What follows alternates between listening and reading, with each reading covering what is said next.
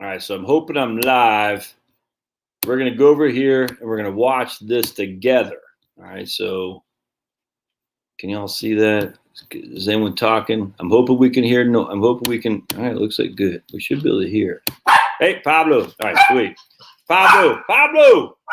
If you want to watch it yourself, my friends. All right, so this is the start of the resistance. Good evening. Oh, I want to sweet. thank you all for tuning in to tonight's Candidates Forum. I'm Jen Stanovich. I'm with the Wachusett Area Chamber of Commerce, and we are very pleased to be sponsoring this community event. I want to thank Holden Community Television. All right, so what we're going to do real quick, so we're going to mute her for a second. I want to just tell you what's going on. So we have a school district in Massachusetts, and there's school districts like this all over the country, man. We got some woke people who know how to get elected, right? But they don't, and they're woke as can be, and they don't represent your values. And here's a way you fight back by getting on these committees and saying, we're not putting up with this crap. And if you listen to what Aiden, again, from Turtle Boy Sports has talked about in terms of what he's holding these people accountable. He's like, man, listen to these people. It's nuts. It's nuts. He said, we got to get anti-racism stuff. He said, well, I'm going to put my money where my mouth is and run for school council. And so we're going to listen to this debate. You've got to follow the same. Me too. We all got to get involved and at least just vote, for heaven's sake, even if you're not in wherever Holden is by Worcester, Massachusetts, in your neck of the woods. So let's see what they got to say here. Tonight's format, before we start, each candidate will have 3 minutes for an opening All right, statement. sweet. Boys. 6 questions will follow. Can't really hear very well. Sorry, guys. 1 minute for a response from each candidate, and then a 30-second. Of course, I got my boys back there acting crazy. We drew numbers at the start of the evening to see who will be going first. We will begin with Aiden Carter. We'll turn the program over to our moderator. Hope we can hear. I'd like to welcome you also on behalf of myself as well as the Chamber and Jen. I'd also like to thank you for putting yourselves forward for important positions in our community. But as such, you're also representatives to the many students in our community. Can I watch this? Therefore, we'll expect each of you Remember, Hayden's actually got kids in the school. not to speak over one another. One of the school council members doesn't have kids in the school district. Her kids go to a different district. When the stop sign comes up, it's time to stop. With that, we have our 3-minute opening statements, and we will begin with Mr. Carney. All right, here we go. Good evening. Thank you for having me. My name is Aiden Carney, and I'm running for school committee because our kids deserve better. I'm the father of a 3-year-old and a 5-year-old kindergarten student at Davis Hill, and I'm running because the school committee in the last year has shown us they do not have the best interest of our children at heart. I've lived most of my life in Worcester, but like many of you, I moved to Holden because of the stellar reputation of the schools. But we've yet to see that because the current school committee has failed our children. My 5-year-old daughter was so excited about going to kindergarten this year, but I had to tell her in September that unlike kids in other towns, she would not be attending school in person. Instead, they put hundreds of kids just like her in front of Chromebooks in their bedrooms, and they called it an education. She had no friends because she'd never been to school before. Other kids to her were nothing but faces on a computer screen who she wanted to talk to and play with, but could not. Although her teacher has done an amazing job adjusting, this was never an acceptable alternative and should not have been. In order to protect children from a virus that posed no threat to them, we allow them to suffer in isolation and watch their mental health deteriorate. But this did not need to happen. Closing schools was the easy and lazy solution. It required no imagination, no creativity. We had months to figure out a solution. But instead of doing that, the school committee was hosting meetings, debating whether or not the Mountaineer mascot was offensive, and determining whether or not we should ban Christmas decorations in schools, which never opened before Christmas anyway. Prior to the meetings to close schools, I called all 10 members of the Holden School Committee to express my concerns, and only member Dennis called me back. The concerns of parents were clearly not important to this board, which was made even more evident at a meeting when a member said that although 80% of parents voted to return to school, they did so, quote unquote, under duress. This condescending attitude is all the evidence you need to know that this current school committee does not represent the parents in Holden. My emails to the superintendent have gone unreturned, but we all did receive an email from Dr. McCall in June announcing that he is, quote, racially privileged, which shouldn't be acceptable, unquote. But closing schools and hurting children was acceptable for Dr. McCall, and lecturing working class parents who had to quit their job about their privilege was his priority. I'm running because they delayed reopening in November as planned, and I had to tell my daughter a day before her first day of kindergarten that she wouldn't be going. They didn't care about working class parents who had to quit their jobs or shell out thousands of dollars to go to learning pods. And now they will ask these same parents for an override to pay for a budget because they couldn't manage it reasonably. I'm running because I heard a member running for re-election state during a meeting in December that 10,000 children have died from COVID in Massachusetts, a complete fabrication. Anyone this misinformed about the pandemic has no business controlling educational opportunities for our children. I'm running because the school committee deferred to an unelected insurance adjuster from Paxton, chosen by Dr. McCall, masquerading as a health expert who told them it was not safe to reopen. According to the school committee's own policy, their purpose is to, quote, advocate for the good of the students in the community. They have failed to do that. This is why I'm running. Next, Ms. Silva. Thank you. My name is Asima Silva, and I've been serving on the school committee for the past 6 years. Her kids don't go there. Your vote again this year. I am a Wachusett District alumni. I'm a software engineer and a mother of 3 Wachusett alumni and a mother of 2 children currently in the Wachusett School District. I have a passion for ensuring quality education for all children, and this is my motivation for running for this position on the school committee. Our district has made many efforts in providing the needed educational support for our struggling students and students with disabilities. We also need to focus on providing challenging courses and curriculum to our high-performing students as well. Advanced courses need to be offered to these students to appropriately challenge them academically. I have watched our ranking drop in Massachusetts over the last decade and believe strongly that we must take steps to reverse this trend. One of the most important responsibilities of a school committee is to approve the school budget. Our district has struggled financially for many years. My previous history of voting on the budget shows that I will not vote for a budget that jeopardizes the quality of our children's education. I am not afraid to stand firm and to be in the minority when the best interests of my district are at heart. I am committed to the social and emotional well-being of our children and upholding a no-tolerance bullying policy. I worked on revising our district's bullying policy while serving on the Education Subcommittee, and I encourage diversity trainings for teachers and administrators. I would also like to see more psychologists and guidance counselors at our schools to aid our students in stress management, social pressures, and transitional phases of elementary to middle and middle to high school. I'm committed to producing a well-rounded graduate of our district, academically, socially, emotionally, as a foundation to be competitive in a global workforce. In the last 6 years, the school committee has created a superintendent evaluations and goals subcommittee, which reviews and guides the superintendent to achieve the goals set for the year and for the 3 to 5 year plan. We have invested in technology, which helped us provide laptops to students during this pandemic year. Halfway through the last year, we also created a diversity, equity, and inclusion subcommittee, which I chair, whose goals are to bring 1, diversity of thought by working with administration regarding curriculum, 2, diversity of practice regarding faith, identity, race, and how it's respected by reviewing and updating policies such as harassment, and 3, diversity of culture, a school culture where equity and inclusion are core values. To recap, the issues I am most passionate about are 1, quality of education for the entire spectrum of kids, from those who need assistance to those who need to be challenged academically, basically respecting the diversity of learning styles and skills by providing each child with the best education according to their ability. Safety of the kids, which is 2nd. For example, bullying policy, especially in this current situation, health policies.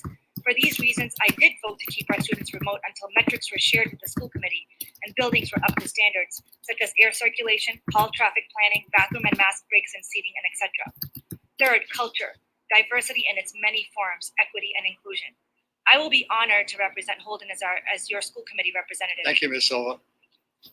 Next up, Ms. Salmon Garrett. My name is Lauren Salmon Garrett, and I am running for a seat on the Wachusett Regional School Committee.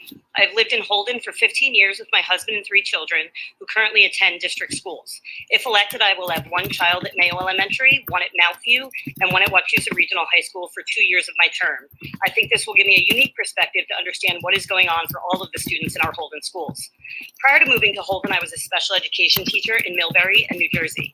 I've worked as both a teacher and an aide in various schools, even for a short time, at the Early Childhood Center in Jefferson. Currently, I am very fortunate to be a stay-at-home mom and use my time to volunteer for the PTA at Mayo, Cub Scout Pack 46, and to advocate for our schools at the local and state level. Since 2017, I have been running the Facebook page I Am Wachusett in Action, which reaches over 1,000 people in the Wachusett district. I held a district-wide community meeting to discuss the issues of the district, held meetings in each of the 5 district towns, organized over 1,000 letters to be sent to the State House calling for 100% regional transportation funding, and strived to educate the community on the budget process. Through this group, I wanted to show the community how they as citizens could take simple actions to help. Since starting the page, the WRSD budget has passed in all 5 towns each year. I am also the co-founder of Support Mass Regional Schools. This organization with 1,800 members was begun to collaboratively work with other regional districts in order to advocate for the unique funding challenges that we face. Together, we made the Mass Fund the Bus campaign a statewide effort and saw a significant increase in transportation funding. I hope the I Am Wachusett group, the In Action Facebook page, and the Support Mass Regional Schools organization has some small part in making positive changes in our district. I understand the school funding process here and at the state level. I've worked with the school committee, administration, and local and state officials. I hope to gain a seat on the school committee so that I can work in a more official capacity and continue to advocate for our schools at all levels with the relationships I have made over the years. As I've learned about the district budget, I've also gained an understanding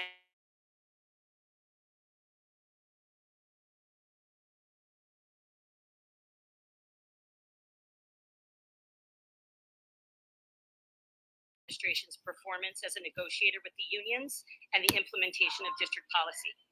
As most students and staff are now COVID pandemic begins, school committee will be an integral part of Wachusett's recovery, and all of the committee's functions, budget, policy, goals, and staffing will have to evolve to make the recovery happen with a brighter future as the goal. If elected, I plan to continue my relationships with current committee members and open communication with newly active individuals. I hope that the citizens of Holden will elect me to use the knowledge that I've gained and my extensive experience as a teacher, community member, and advocate to represent them on the Wachusett Regional School Committee. Thank you. Thank you. Mr. Kaminsky. Thank you. Good evening. My name is George Kaminsky. I'm running for the school committee. We live in Holden.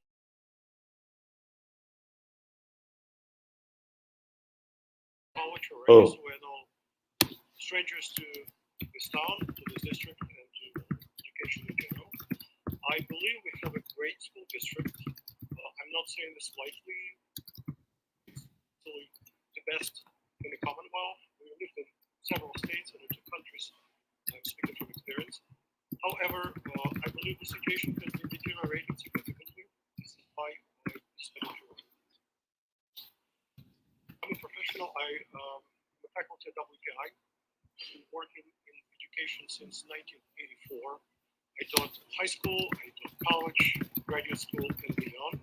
I'm active in research. I'm funded from National Science Foundation, National Institute of Health, Army Research Lab, and other institutions. I know how to manage budgets as well, although my budget's never been as big as the district budget here. But I can manage some millions of dollars. And I do come from experience. Now, the issues I see are as follows. I know money is on everybody's mind. The cost of running the district has been going up too much. It should not be going up that much. I've been looking and working with the proposed budget for the next year. I've talked to some members of the current school committee. I've talked to Peter Lucas, the town manager, to Daniel Diddy, district who is working with the budget. I do believe that I see and I realize what are some strategic and immediate issues and challenges that we have in the budget, and actually we do have some ideas right now, even though this is not something you can solve overnight. However, the main problem, the main issue, of course, is the quality of education.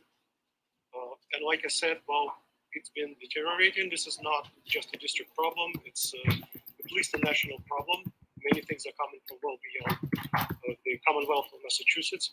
I see 2 directions. On one hand, there is this always present long-term issue of improving the education in terms of professional, technical questions, making sure the curriculum is right, the textbook is right, this and that. I intend to launch a long-term project that will work with this. The second part is the terrible politicization of our schools. Again, not just on the district level. The politics that in coming in is extremely divisive, partisan, and it's not only anti-American and indoctrinates our kids, but it's also hurting us in terms of replacing professionalism, competence, and achievement with identity politics and the so-called. Thank you. Next, we'll hear from Mr. Delacees. My name is Barry Delacees, and I'm running for one of the seats in the school committee. My wife Natalie and I and our 4 children, we moved to Holden a little over 2.5 years ago. We were one of the people that built a home here, and we consider it to be our forever home, at least until we decided to downsize. Like many of you, we chose Holden because of the community, because of the schools. My kids are young. My youngest one is a year old. I think I've combined 46 years of education left in the schools. So obviously we're very invested. We've come to love Holden. We have great neighbors. Our kids are involved in sports, activities, Holden Rec. It's been great. And, our kids are at Davis Hill, and the teachers have been amazing, both before COVID and during COVID. I can't say enough about Principal Norton and his staff and what they've done. So I obviously want to see the education standards for the children remain and improve in time. I think this year has been full of a lot of challenges and uncertainty. One positive thing is I do think it's bringing people together. We have 6 people in a room here debating. People are getting more involved, and I think people want to step up and do something, which is a good thing. I think as we look towards the next year, I think I have some objectives that I would like to do, and what I bring to the table is, in addition to having 4 kids by trade, I'm in software as well. I have experience in managing budgets, making decisions. I mean, I feel like my entire day is sitting in meetings, making decisions, and using data and facts to make those decisions. If I'm elected, I have 4 main priorities. First, I want to prioritize in-person learning. It's a must for all of our students. We're heading in the right direction. We have to be ready to assess and understand what the impacts have been, both from an educational, social, and emotional, and have plans that we can make to improve that for all of our students. I think we need to be more data-driven in our decision-making, and we need to be more accountable. School committee needs to be accountable to itself. I think the school committee needs to hold the administration more accountable. I think we need to be more agile in how we make decisions, be willing to try new things, be willing to assess how they're working, what's working, what's not working, and use facts and data to improve and improve our benchmarks. I think on the financial side, we must look at the budget, and we must look at how we are going to ultimately do what's best for the children, but we need to balance that against the needs of the town, and understanding that there are community standards that we have to adhere to. Finally, I think we have to look at giving our kids and our families a voice. One thing that's clear over the last year is that the people do not feel like their voice has been heard and represented by a school committee, and that's what I promise to do. Thank you. Ms. Longo-Leal. Thank you. My name is Linda Longo-Leal, and I'm running to represent Holden on the school committee. Schools, like many families, were a big draw for us when my husband and I moved to Holden with our son in 2008. Having spent most of my own K-12 years in an under-resourced school system, I understand the value of a good education. And I was determined that our son would have the kind of quality education that every child deserves. Additionally, I've been teaching at the university level, colleges and graduate school level for 25 years, and I have seen the difference in my students that having graduated from a good school system makes when they pursue higher education. My passion for education led me to run for school committee in 2015, and I'm still there. During my time on the school committee, I've supported efforts to improve our early literacy programs, enhance vocational education opportunities for youth who may not be college bound. We have about 15% of students who neither are at the vocational technical schools nor are they planning to go to college, and we need to continually work to improve the programs for them. Additionally, I have advocated for CPR training, and I have worked to strengthen our oversight of financial issues. As you can imagine, the COVID pandemic this past year made it a really tough time to be a member of the school committee. The decisions we faced were ones that we never expected. We received so many emails from parents, heartbreaking, who told us that the lack of in-school time was really having a terrible impact on their children's mental well-being and their education. We also received emails, an equal number of emails from parents who told us their kids were doing fine on remote and that we should continue that way throughout the whole school year. And there were simply no ideal options and no way to make everybody happy. So although the school committee did as a whole vote to delay the transition to hybrid from November to January, I was one of 4 people who voted to continue the transition to hybrid in November, because I felt that we needed to trust parents to make the right decision for their child. All that now, thankfully, appears to be behind us, and I'm so excited about the schools reopening. I was up at the high school the other day picking up my son after track practice, and it was so wonderful to see the kids up there. Dozens of them up there. And the place was just alive, and it was great to see. That said, I know we have a lot of work to do. We need to identify the kids who were most affected by the pandemic and target educational and social emotional resources to meet their needs. We need to continue with our earlier priorities. Thank you very much. We'll now begin our series of 6 questions. And by way of quick review, the first respondent to each question will have 2 minutes for a response. And then each of you in turn will have 1 minute to add your thoughts to the question. The original responder will then have 30 seconds for a rebuttal. Beginning with Mr. Carney. Yeah. What is the single issue that you intend to pursue most if elected? The first issue has obviously been forced on us by the state, and that would be reopening schools. Now that that's taken care of, one of the primary issues I am very worried about is the divisive critical race theory that is kind of infusing its way into schools across the state and across the country. Critical race theory, if you're familiar with it, focuses on the identity of students and the identity of people, the racial identity, their cultural identity, and that's what defines them, not their character, check your text, babe, etc. So when I hear that we want to have, there's a committee called the Anti-Racism Committee. I watched one of their meetings last night, and during that meeting, which was 2 hours long, they took emails from students, anonymous emails, read them out, bashing their teachers, calling their teachers racist. As a former educator of 11 years in the public schools, I was offended by that. I don't think it's fair for teachers who come to work every day and their job is hard enough already, especially considering the pandemic, to then get trashed during school committee meetings by their own students. And then policy after that was implemented as a direct result of this.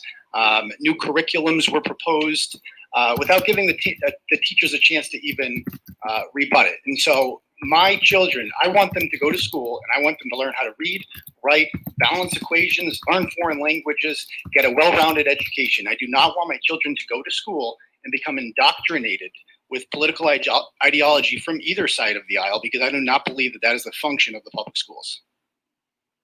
Thank you. Ms. Silva, what is the single issue that you intend to pursue most if elected? That I kind of started outlining that in my statement. The single most issue, I think it's a little hard to answer, but if I had to choose, it would either be diversity or educational quality. And what I mean by that is, I just received one of the links to a news report where they ranked all of United States high schools, especially the ones in Massachusetts. In Massachusetts, I remember at least when I was growing up and I was in Wachusett, we excelled over Shrewsbury High School. And currently, if you look at the year today, Shrewsbury was listed as number 24 and some 300 something in the nation, versus Wachusett was listed as number 97 and almost 1,300 in the nation, which we have really dropped very further down. So I would say picking up our educational ranking and our educational quality in this community. Thank you. Ms. Salmon Garrett, what single issue do you intend to pursue most if elected? I believe it's twofold. I really believe that we have some communication issues in this district, and I believe that a lot of them have to do with the budget. I watch a lot of school committee meetings, and I also watch a lot of Board of Selectmen meetings. And when I watch both of these meetings, it's very clear to me that there is a big lack of communication between the two between the two sides. I was excited to hear Mr. Challenger say at the last Board of Selectmen meeting that from the Finance Committee that he had been invited to a subcommittee meeting, a finance subcommittee meeting. So I hope to help, because of my knowledge, hope to help educate and hope to create a communication path between both the municipal government and the school committee. Thank you. Mr. Kaminsky, what is a single issue that you would pursue most if elected? So there's sort of a trinity here for me. So on one hand, I believe in never betraying my principles. So holding the line in terms of not letting more partisan politics coming in. That's sort of always in the background. In terms of the long-term effort, I really want to make sure that the quality of education from the very technical and professional point of view is improved, and that our graduates are competitive in the world. Again, it's a long-term project. It will require collaboration of teachers, parents, students, everybody. But immediately, perhaps, the financial part, because I believe that there are some really serious long-term issues that have with the budget, and if we do not address them now, then 5 years from now, we are going to be in a much worse situation. LSEs. Yeah, I think the biggest issue is long-term is the budget, and I think it's important that we're fiscally responsible. We need to make sure that the biggest part of our town budget works for us. I would want to build relationships with the different departments. I think that's a major problem right now. The town does not feel like the school committee and the administration is listening to them and is collaborating on that. I've already reached out to Board of Selectmen, other members of the committee, and had conversations. And I think building this relationship is going to be key to be collaborative, understand the decisions that they're making, also share decisions that we're making so we can understand how that comes together. As an example, Holden's doing a lot of development.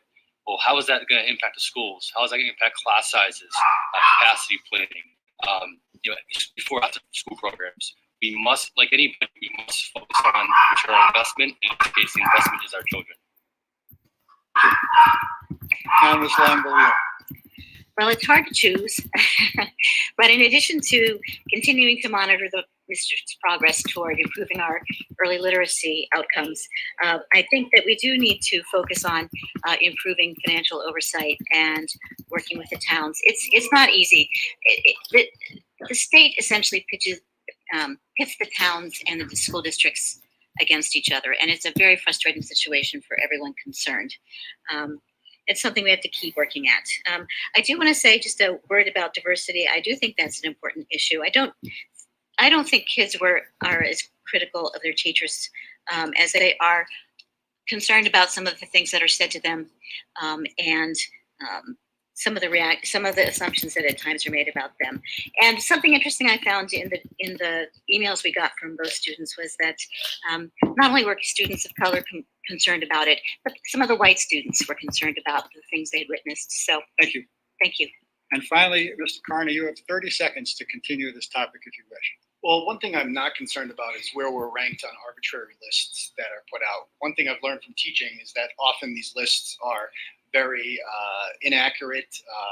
They are biased. And so I'm not really concerned. I have full faith. We moved here from Worcester specifically because I know the schools are good. I know Wachusett High School is one of the top high schools in the state. It offers a lot of clubs, activities. I fully support them. And that is why we're here. So I'm not really interested in that. I'm interested in focusing on education and making sure our children get a well-rounded education. Our second question will begin with Ms. Silva. And the question is, the Wachusett School District maintained virtual learning during the COVID shutdown. Do you think they waited too long to return to in-person classes, returned to in-person classes too soon, or waited just the right amount of time, and why? That's a great question. I believe we could have actually been in person much earlier on if we had the metrics. If administration had provided us metrics and if the buildings were prepared and ready for our students to go in. There was a lot of questions around air circulation and a lot of questions around hallway traffic planning and bathroom breaks and mask breaks that just weren't answered. And until those metrics and these conditions were shared, it was not safe, or at least it was not safe with all the conditions we were in at that time, with the guidelines we were getting, to suggest that we would do in person at that time. We could have done earlier if there was some more work and more out-of-box thinking from our administration, but unfortunately that wasn't done. When we did open confidently with the fact that we could say, yes, the kids are now safe and the teachers are safe, classrooms are safe, cafeteria is safe. We have now planned it accordingly so that everyone can feel safe and we can guarantee as much as we can their safety with the guidelines that were provided. In terms of remote, I understand completely how challenging remote is. In fact, I'm a WPI alumni, and my IQP was based off of teaching kids back then. This was before internet. It was comparing teaching kids in person versus teaching kids with technology, and I firsthand saw the difference. So I understand completely how challenging that is, but unfortunately, we were in a situation where we were thrown, making sure all the buildings were in the standards that we were required to have, and that there was equity between all the buildings before we opened up. And the same question, 1 minute each, beginning with Ms. Selman Garrett. Except for 2 weeks at the beginning of in March 2020, which many other students were at school where our Wachusett students weren't, I'm glad to see that our students are now in the buildings. I do believe that many of them couldn't be in the buildings before, and as Mrs. Silva said, I believe that the administration had some more work that they could have done and could have been more proactive and worked much harder over the summer to make a better plan to get kids into school. We did, though, follow the Department of Early and Secondary Education guidelines, and we, Wachusett, opened our schools to our 6th through 8th graders before we were actually required, so they were lucky to have that. At this point, we are where we are, and I believe we need to use the COVID relief funds that we have to make sure the kids who struggled and had difficulties get what they need at summer school and next year as well. Thank you. Mr. Kaminsky. So the short answer is, well, that the district waited too long, in my opinion. However, I do realize that there are practical issues. Some regulations and things are coming from way, beyond the boundaries of the district. And in my opinion, it would be much better to put huge emphasis on opening like elementary schools and then middle schools and high school, because it's most crucial for the elementary school students to have in-person classes as soon as possible. Again, this, in my opinion, should have happened much sooner. Now, having said that, well, again, as you go more toward the high school or perhaps in the middle school, it's easier for students to have at least part of their work remotely. And, well, it has to be, it would be fine for them to stay remote maybe as it was. So again, middle school, high school, fine. Elementary school, waited for too long. Thank you. Mr. Delacies. Absolutely too long. In fact, I don't think if DESE had forced the guidelines to start in April, we'd be back in school right now. I think we'd still be in a hybrid mode. Three things, in my opinion, that happened. One is the administration did not plan proactively.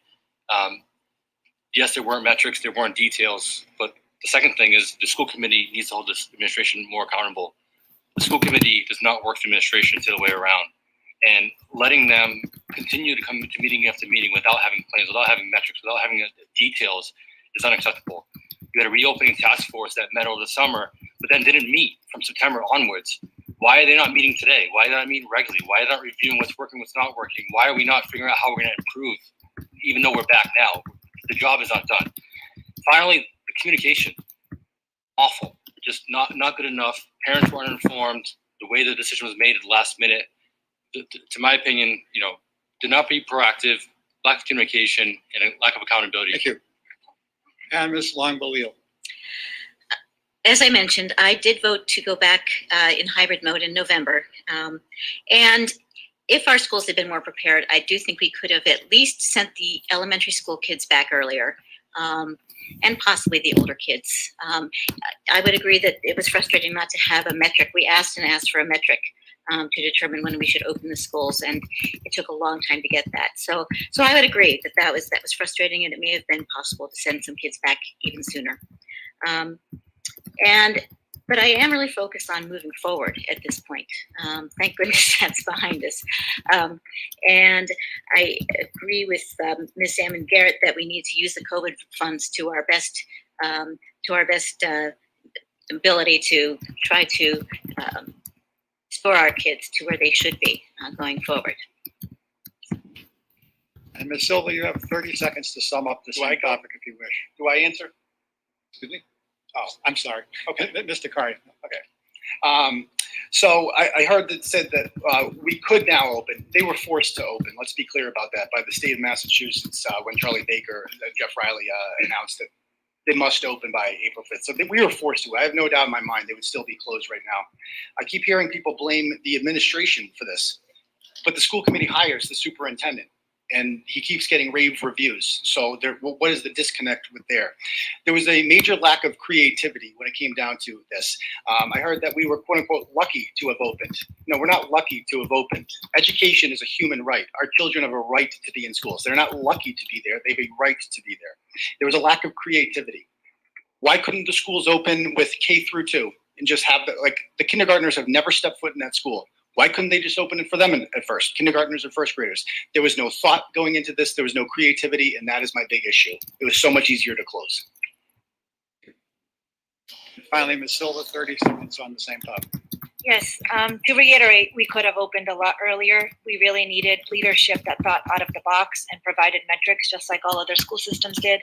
Unfortunately, our kids suffered. And I think, as Leah and Linda said, we need to move forward and fill in the gaps and get our kids back on the par that they were supposed to be at. The third question will begin with Ms. Salmon Garrett. And the question is, do you believe that a school resource officer, i.e. police officer, should be present in Wachusett Regional Schools, yes or no, and why? As the daughter of a police officer, I don't believe that police officers belong at the Wachusett Regional High School. In those statements that have been mentioned multiple times that many students made to the school committee, there was some mention of the school resource officer, and by just general bias, often they believed that students of color were often followed and targeted more than other students. I will, as a daughter of a police officer, I will defend police officers in any case, but it does not mean that there are not instances where, things happen that are wrong, because everyone is human. So I believe that if our district had the resources for both guidance and social emotional learning, I have a statistic somewhere in my notes here, how we are one of the bottom in per pupil spending on guidance counseling and things like that. I believe that if there was more consistency in discipline, that a school resource officer would not be necessary. Miski. I believe that the police officer does belong in school. It's a matter of safety and security. I believe that there are many life-threatening situations that can emerge, and it's quite unfortunate if there's no professional, law enforcement officer who can do the job. Of course, it would be great to also have other school personnel who would conceal carry and be able to respond if a need emerges. That would be great. But again, the police officer is a professional. I believe the police officer does belong there. I strongly disagree with the previous speaker about any discrimination. And if there is such alleged discrimination, I would love to see specific examples and specific reasons why this behavior is considered to be discriminatory. Otherwise, it's totally unacceptable statement. Thank you. Thank you. Mr. Delacy. Yeah, I do believe a resource officer should be in the schools as well. I think in addition to the safety and security concerns, and God forbid we ever need him from a safety perspective, him or her to engage. I also think it's a good practice to have more police involvement in our community. And I think I agree with George as well in the sense that if there are issues going on, we should understand what they are and we should look to resolve them. I have family members that are police officers, and I know that safety is their first priority, but I think there's also a lot of goodwill that can go forward in improving some of the relations, and I respect the Holden Police Department full-heartedly for what they do on a daily basis. And Ms. Longbeliel. I think it's reasonable to have a police officer at the high school. I think, though, that it's very important to make sure they and everyone else understands their role. It may be possible having them there to have a deterrent effect, but they should not get involved in school discipline issues unless there's some danger to somebody, some imminent danger to someone. We are an educational entity. We are not a penal institution. And discipline should be handled from a restorative and educational perspective, and it should not be delegated to police officer. Their services should be seen as a deterrent to any possible problems and also as a last resort. Mr. Carney. We should absolutely have a resource officer in the high school. There are 9 people in this room right now. There's a police detail outside for our safety. At every town board of selectmen meeting, there will be a police officer there. So why should there not be a police officer in a building with a faculty of over 100 and student body of over 2,000? Kids who are bringing, issues into school that might have trouble. We can't be expecting untrained teachers to break up fights and other things that they're quite frankly not equipped to do. So we absolutely need a police officer in school. It also works. The data has shown in Worcester implemented this 6 years ago. Suspensions and incidents in schools went down drastically. So it's the exact opposite effect that you would imagine. Teaching at Shepherd Hill, we had an out of control student population. And then we brought a resource officer in from the Dudley Police, and kids build relationships with the police. They see them as human beings, and that is the most important thing that we should be teaching our kids, that the police are not the enemy, they are your friends. Thank you, Mr. Carney. And Ms. Silva. I mean, I'm not against a police officer at school, but at the same time, I don't think we live in a community where, I think we're very lucky. We have a great bunch of kids that go to our schools. So I don't see it as a necessity. But as Linda said, I think if we do have a resource officer, everyone needs to know their roles so that, and when they should, get involved in a situation versus not involved in a situation. But I wouldn't say I'm for or against, but I think we live in a community that if the police officer was there or not there, our kids are still very, very, very well behaved. And Ms. Salmon Garrett, you have 30 seconds to sum up on this topic if you wish. I was very happy to hear everyone dissent against me. It seems that it's a topic that I have a lot more to learn about, and I'm always willing to do that with any topic. I do feel we benefit from the fact that the police station is right across the street at Wachusett Regional High School, and I know we have a very well-resourced and many very experienced police officers who respond very quickly, so I think that is maybe a benefit, but I'm certainly interested in learning more about this topic. Question 4 involves critical race theory. Mr. Kaminsky will be our first respondent.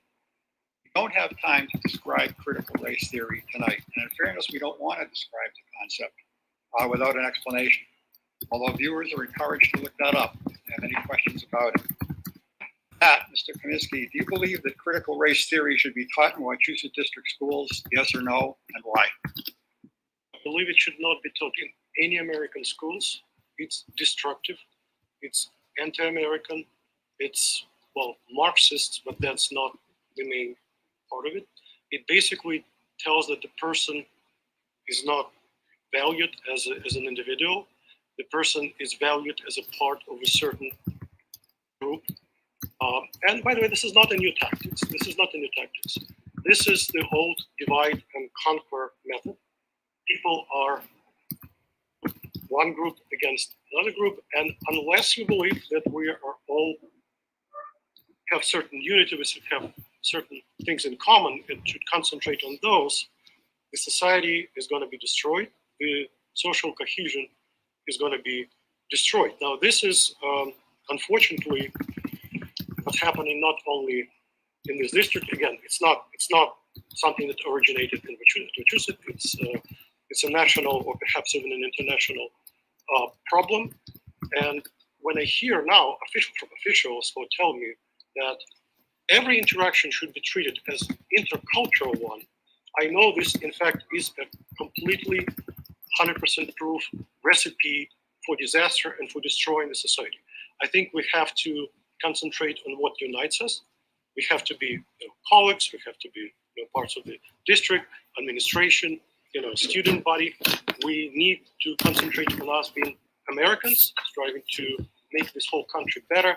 And I would say that 30 years ago, the situation was much, much better in this sense. And we can tell that the changes are not being to the good.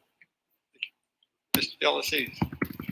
I have to admit, I'm not an expert on critical race theory, but from what I can tell, it does do more to divide than to unite. I believe that we need to be more inclusive and treat people equally, and that goes both ways. I think people should be looked at for who they are, not for their race or their culture or their ethnic. Certainly, that can be part of who they are, but I don't want to tear back people or try to label people based on the color of their skin or where they're from. In general, I think we have a big problem with political biases being brought into the schools, again, on both sides of the aisles. And I think we need to do less of that and ultimately raise our children and create kids that can think for themselves and come to their own conclusions in their own opinions. Ms. Long-Balil. Well, it honestly is hard to answer that question without a definition of critical race theory, because like Mr. Delacisi, I'm not entirely sure what is meant by that. I do think that human beings are inherently tribal to some extent, and that we all have assumptions, conscious or unconscious, sometimes about other people, and we all need to learn to recognize what those are and to try to get past them to see who the other person really is. I do think from what we've heard from students at Wachusett, we have some issues to address. But I think we can do that in a way that's respectful of everyone and that creates a sense of community among students and teachers at the high school. Carney? I'm definitely opposed to critical race theory being taught in schools. Recently, a professional development course was offered by a woman who is one of the main proponents of critical race theory in the Wachusett Regional School District, and the taxpayers are paying for this. They bought the teachers her book. A couple of years, she tweeted out something at the Cracker Barrel in Montana when she went in there, and she said, there's a lot of white people in here, and I'm wondering, will they let my black blank walk out of here alive? I do not want our teachers and students being educated by somebody that racist and divisive, who looks at a group of people and because of the color of their skin immediately judges them. At Wellesley High School, they've literally segregated students by race by banning kids from certain support groups if they have the wrong color skin. I do not want that to happen to our schools in Holden. Ms. Silva? Again, I'm not an expert on this, but as far as I'm concerned, education is education, and we should allow our children to learn, debate, and think for themselves, think critically and analytically. So just because someone is exposed to a thought or a philosophy or theory does not mean they're converted to understanding or believing in that theory. It only means that we need to teach our kids to analyze and to be critical thinkers. So I don't believe it's a threat. I don't think education is a threat. Exposing our kids to different theories and values and different cultures, I think only gives them a little bit more of a diverse understanding of the world, and let them choose, let them debate about it. I think it's a great debate. Why not? Emma Garrett? I believe that critical race theory is a fairly partisan political issue, so I was interested to hear Mr. Kaminsky bring it up. I do not know a lot about critical race theory. I had never heard about it before until I read it in one of our other candidates' platforms. I do believe that the demographics of our region is changing. It was very shocking to move here from a very multicultural area and see the demographics. I'm very glad to see the demographics changing. I believe that we need to address issues that might come up from that now. I believe we need to expand our curriculum with more multicultural education. But that's really all I think about that, as I don't know much more about critical race theory. 30 seconds for Mr. Kaminsky, if you wish. Yeah, I'm a professional, I'm a scientist. Whenever I hear about alleged structural and systemic racism in some institution, I always ask, what are the specific examples? And invariably, the examples are extremely weak. They're also important to know for everybody, well, including this district if they're discussing issues here, because they show the general public how weak and how really baseless the allegations of the systemic racism are. Thank you. Question 5. Here's your big chance, and we'll begin with Mr. Delacise. Rate the Wachusett School District Administration on a scale of 1 to 10 and explain your answer. Well, I'd say about 18 months ago, the only interaction I had with the school administration about the principal was the. All right, friends. Hold on a sec. That's good stuff. All right, sweet. So I just I want to bring that to your attention because I think it's important to understand what we're dealing with. These people are fork-tongued. There's no other way around that. Did you hear that one lady? She was talking like, I just think everyone should learn critical rate. We should learn how to be critical thinkers. She's full of crap. They don't. Let me just close my door. They don't want critical thinkers. They want people to be. We all know this. That's why you are here. We all know this. They don't want critical thinkers. They want people to obey, and they're all looking to ways to get people to be on the outside, i.e. us right now as the white people. We all know this, man, without question. Even worse, if you're a minority, you don't follow that, though. They hate you just worse. I mean, they expect white people to be antagonistic, but when you're a minority and have your own thought process, they hate you even worse. It's crazy. It's crazy. These people are evil. And the point I was trying to make is that, and this is why I'm so glad you watched this, is because this is just a local school district committee. And I'm telling you, there are 3 people or 4 people. Aiden did a video where he showed them, they're having a discussion in September 2020 about bringing critical race theory as anti-racism. All this stuff had nothing to do with critical thinking, had nothing to do with we should all know each other and get along. It was all about anti-racist. What's that? Ibrahim Kendi, that guy's getting so much. He's no different than Black Lives Matter grifters. And look, at the end of the day, SPLC, Morris D's, the liberals are notorious for taking advantage of woke white liberals in the Northeast because they got all this money. The liberals, they don't know, what do I do? I got all this money. And look, the liberals, the Morris, I think it's Morris D's from SPLC and Sierra Club, all these guys, they just take advantage of them. Because there's so many idiots out there who are willing to open up their wallets because they got a picture of a polar bear or a panda bear. They're like, yes, whatever. Greta Thunberg of the world. These people are nuts. And so anyway, but now we're getting into the Ibrahim Kendi, the Robin DeAngelis and stuff, and just basic race. So you can make an argument with SPLC. They went after the Klan, right on. But then they said, hey, there's money to be had here. There's gold in them there hills. Let's make rich white people feel guilty, and we'll just hold them up for money. We can get rich. And they did. Exactly, or demonize when they don't believe their theories. That's right, Tammy. They are, and I'm telling you, man. And the problem is they don't like homeschooling, right? They don't like school choice. They don't like charter schools. They want it all. They want, the point being, Worcester, and I don't think this is Worcester. I think it's like North, but it's one of the biggest school districts in Central Mass. Basically, 4 woke people who literally, they ran because no one ran against them. No one ran against them. 4 woke people, all chicks, were saying, oh my goodness, blah, blah, blah. We need anti-racism. We need Ibrahim Kendi. We need this chick from Montana who went to a Cracker Barrel and said, oh, nothing but white people. They're going to let my black ass out of here. I mean, it's racist. And they're going to spend hundreds of thousands of dollars to educate their students with this racist clowns word. It's nuts. It's nuts. And they would have gotten away for it too if it wasn't for those pesky turtle boy rider, what Aiden calls them, turtle riders. They would have gotten away with it if it wasn't for those pesky kids. What's happening in your school district? I don't know what's happening in mine. I got 4 kids in 3 now in public school. I guess Georgia Tech, but that's, I got 3 kids in public school now. And the problem that we have is I work from home. I'm married to my wife. We have a traditional arrangement. So when our kids come home spouting off crap, which they don't too much, but I'm able to have a dialogue with them to say, hey, there's a different point of view here. Unfortunately, a lot of people don't come home to a dad at home at all.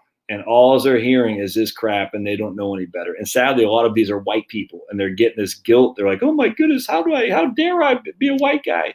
It's bad. It's evil stuff, man. And it's no different than what's always happened. That's why I was like the Kaminsky guy, the Polish guy. I mean, those guys. Then you go to Ukraine, the kulaks. We've seen this time and time and time again. The anti-Chinese legislation that used to be here in the United States. The anti-Catholic stuff that was coming out of Maine. I mean, remember the Blaine Amendment for anti-school choice came from James Blaine, who was a senator from Maine. Or governor, I think senator from Maine. Basically, they did not want Catholics to be able to teach their children through a Catholic school. They want to make it illegal and literally throw parents away. Why? Because the Catholics back then were from Italy and Ireland. So they're low class. And as such, they said, oh, we can't have Catholics not learning what the WASPs want to teach us. You see what I'm saying? And now it has nothing. It's just the facts. The people that control the schools want to eliminate your ability to not listen to what they're pushing. And it's all based on Horace Mann crap. I've talked about this before. The uneducation, who was the lady I interviewed? I forgot her name off the top of my head. The unschooling. She had written a book called Unschooling. She was fantastic. I forgot her name, but she was great. And she's big lip too, in Massachusetts nonetheless. But she's like, man, what these guys are teaching, nuts, because she don't want anything to do with this crap. anyways, good stuff. So we got to get involved, and you just got to pay attention to your local school committee. And I'm telling you, man, I don't know if there's like a place that I try to look. I did a brief look this morning to say, hey, here's a place I can look for your school district. I couldn't find it. I didn't look that hard, frankly, but I will, because it's important, man. It all comes from schools. Remember, all the Marxists say, if we can control the kids, we can control the future. They all say that. And Marxism is evil. Critical race theory is evil. I don't get why. I mean, it's been like, I remember reading Dinesh D'Souza. Let me bring that book up, actually, because it's pretty interesting. I read this. So let's go to Amazon. A Liberal Education by Dinesh D'Souza. Dinesh. Oops, hold on just a second. D'Souza, A Liberal Education. I remember I read this like 1995 or something like that. Yeah, right here. Okay, so let's bring this up. And my man Dinesh, who's Indian, by the way. I don't think he was born in the United States. How are you chomping on chomps? But we all know Dinesh. We love him. Dinesh is a good guy. All right, right here. A Liberal Education, 1991. All right, that's when it came out. Man, I read that right here. All right, so right here. So it was when he had Marxist professors.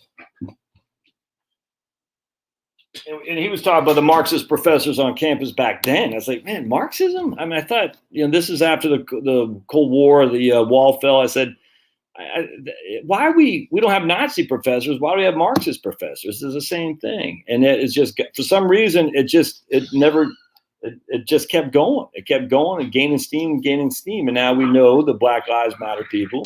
They're Marxist. That's what they say. They're Marxist, anti-family people. We know this. It's just their own words. It's nuts.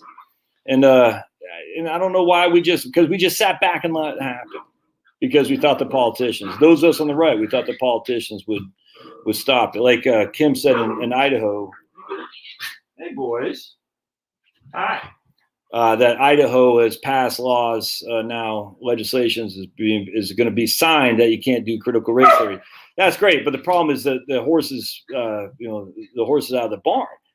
The problem was the left knows how to get local and to enact lots of stuff, where the right just kind of comes to put out the fire after the fire is already burning. And that's good. That's a step in the right direction. But we got to get in front of that before that. We got to get on the school boards. We got to get on the local, whatever it is, to say, no, this crap's got to go, man. It's got to go. And it's got to start small. And the left is good at it. Just no other way around that. We are bad because we say, oh, their governor will take care of us. Brian Kemp.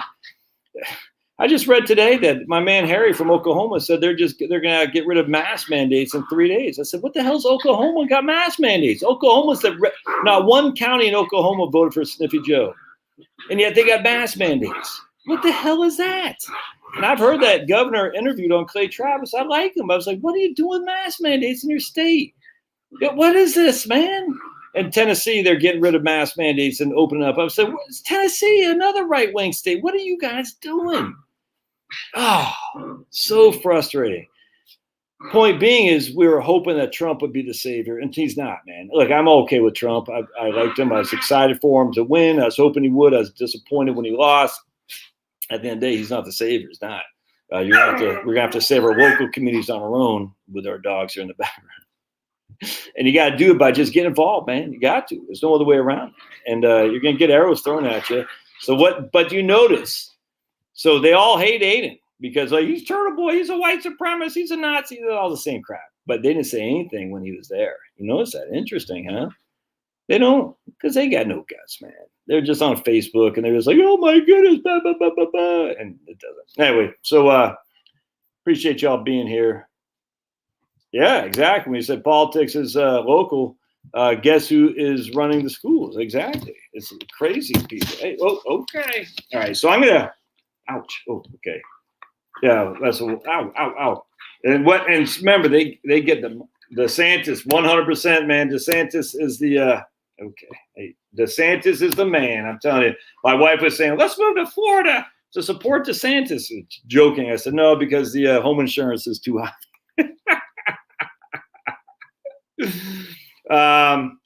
Is he really going to stop at 1 million? So Biden is the only reason capital. Look, man, until we get some numbers there, it's not even worth. I mean, we shall see. I haven't seen. Did his final thing come out today? I thought it would. at the end of the day, it's one of those things that you say, okay, these are, look, I was surprised he gave up on the estate tax. I thought that was like Trump says, and the art of the deal, whatever he said, you negotiate, you throw all your best things at it, and you just hope you get half, or whatever he said. I didn't read Trump's book. Look, I was never a big Trump guy. I mean, all these people say, you love Trump. I never liked the guy all that much. I liked that he was running for president because he wasn't afraid to say some stuff that all the other Republicans like, well, if we can just get along with the left, they won't cancel us. And Trump's like, hells no. But at the end of the day, I mean, I think, Trump, look, man, respect, and I'm glad he was president. The last year was bad. He could have he should have been on board here with freedom, but he didn't. And I get it. But we need someone better than him, and DeSantis, as we sit here today. And remember, Rush Limbaugh, when DeSantis was running the primary, was speaking highly of Rush Limbaugh, of DeSantis, and that's enough for me. And then, of course, DeSantis, by 7,000 votes? He just beat Gillum. Remember Gillum, that freaking crackhead, trans? I think, did he go trans or something like that? I can't remember, but he's crackhead. And just think how much different Ford would be if Gillum would have won. The guy should be in jail. I mean, he's caught with crack pipes, but of course, because he's got a name to his repertoire, he'll never go to jail. He's untouchable. Kind of like what's her name, Stacey Abrams. She's untouchable now. Yeah, no, look, I like to. I'm big. Look, I'm not trying to bash Trump. I'm a big fan of him, but at the end of the day, he wasn't. He's not gonna. You can't rely on the feds. What I liked about Trump, frankly, was he had some great ideas. I'm on board with his ideas. And I'm not even saying I can rely on DeSantis. What I found is that the left is good at being local, and we are too reliant on national. We always get fired up for national elections, but man, these local stuff. And I'm telling you, Aiden did a thing. And again, Aiden's a Turtle Boy guy. Yeah, exactly. I remember that. Yep. Gillum would have shut Gillum plus 11. The whole thing's freaking nuts. Aiden did a thing with, I forgot what I was going to say. The local, the lady who runs the public health authority in Worcester, that area of Worcester, which is the 5th largest county or 4th largest county in Massachusetts. She literally works for the hospital as an insurance adjuster. She's not even a nurse. She just works for the hospital as an insurance adjuster. How did she get put on as the public health authority? Because her husband's a firefighter in that area and they like him. He said he's a nice guy. That's it. I mean, nepotism, is that what's called? Yeah, nepotism. And now she is the one dictating whether or not the school should open in that county. And again, it's just because it's local, because we didn't pay any attention. We're too busy looking at the big picture and griping about, freaking cancel culture and all that instead of getting involved. And I'm trying to say, man, we gotta. I don't think so. I don't think so, man. I don't think he'll be the nominee. I don't think he will. We'll see. I mean, I'll go for him, absolutely, but I don't think it's going to be him, man. I don't think it's the Washington elite, Ron. That's the problem. I do, but I don't think it's all them, man. I think it's local. I think, remember, politics is downstream from culture, and culture starts locally. It really, really does, man. And the politicians, look, they're all owned by Fannie Mae back in the 90s. Fannie Mae owned them. Now it's Big Pharma. And we know this. They are a Bill Gates Foundation. I was reading someplace. Do I have it up here? Yeah, I do. Let's see if I can. I probably won't read it because I'll get banned. Hold on just a second. But remember, the left doesn't. Remember, the nice thing about knowing Jesus is that you know that the devil lies, if that makes sense. And the devil, but he doesn't care what he has to say to get you to fall away from God. So I'm telling you right now, it's problematic for people on the right side too, because you can find yourself following the devil's allure, say, oh man, those people are the problem, or oh man, and be hateful and stuff. You got to avoid that. You got to avoid that. Doesn't mean you sit back and just freaking, let the CRT people, the Marxists take over, but you got to avoid falling to that hate, because the devil would love to pull you down, saying the right wing, you got to be hateful on the left. You can't be hateful. You just got to remember they all lie, and that's the thing. When you see evil, you just got to say, I'm not falling for that. Just lie, but I am going to fight back against the liars. This is all devil's work. I truly believe that the left is devilish. Now the right, if you fall too deep in that crap, you can find yourself being like that as well. You got to be careful there, man. That's why you got to get and read the good book, and sit down every day and just say, good Lord, give me the strength to not fall for that crap. Cause it's ugly. It can be ugly for sure. And a lot of us are 100%.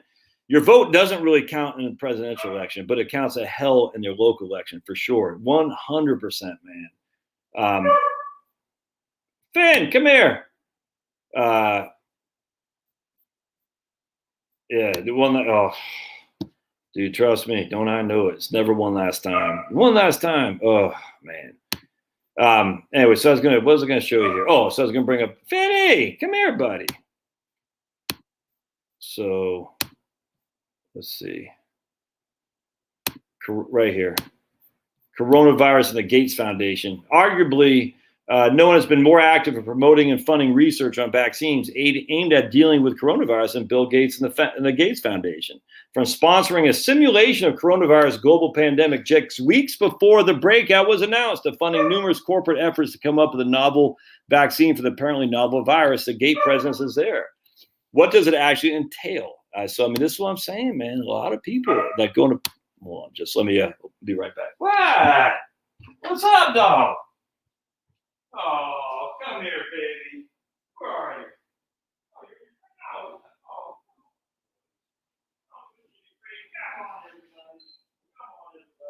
Oh, yeah.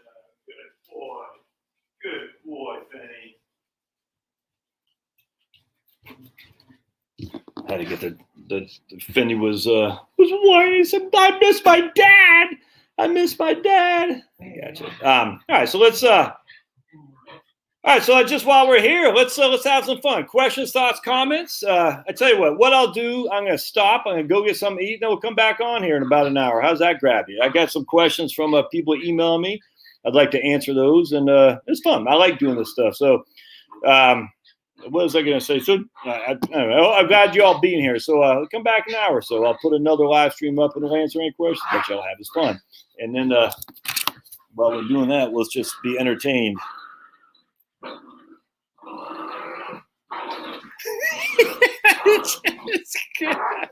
Look at Pablo. He don't play. Pablo's like, yeah, I might be a Chiweenie, but I'm still tearing it up. Oh boy. All right. I'm gonna go get some chow. We'll see you guys here in about an hour at 8 o'clock. 8 o'clock Eastern time. All right, thanks. Maybe we'll do it. Yeah, 8 o'clock. All right. See ya.